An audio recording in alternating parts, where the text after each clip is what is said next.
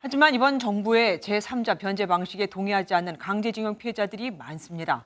이들은 지금까지는 일본 기업과 일본 정부를 대상으로 싸워왔지만 대법원이 일본 기업이 내라고 한 피해 배상금 지급을 왜 정부가 방해하는 것이냐. 이제부터는 한국 정부와 소송에 들어갈 수 있다는 입장입니다. 실제로 이들이 정부안을 받아들이지 않으면 정부는 판결금을 공탁할 수 있는데 이게 또 다른 법적 분쟁의 불씨가 될 수 있습니다. 우정환 기자가 보도합니다. 정부가 내놓은 제3자 변제의 경우 법적으로는 가능합니다. 다만 당사자가 거부할 경우에는 문제가 달라집니다. 현재 일부 강제징용 피해자들은 이 조항을 근거로 일제강제동원 피해자 지원재단의 제3자 변제를 거부하겠다는 입장입니다. 이에 외교부 고위 관계자는 끝까지 받지 않으면 공탁이 법리적으로 가능하다고 주장했습니다.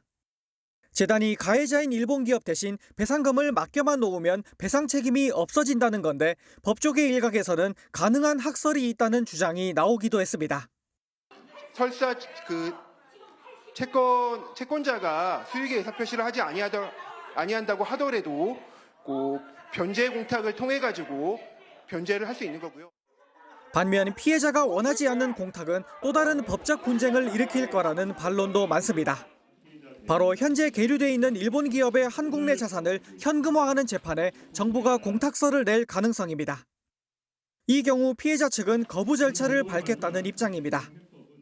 재단이 일방적으로 피해자들의 의사에 반해서 공탁을 하고 집행사건에 그 공탁서를 제출하는 방식들을 할 경우에는 집행 절차에서 공탁의 무효를 확인하는 절차를 이 경우 일본과 피해자 사이의 법적 공방이 한국 정부와 피해자 사이 법적 공방으로 번질 수 있다는 우려가 나옵니다.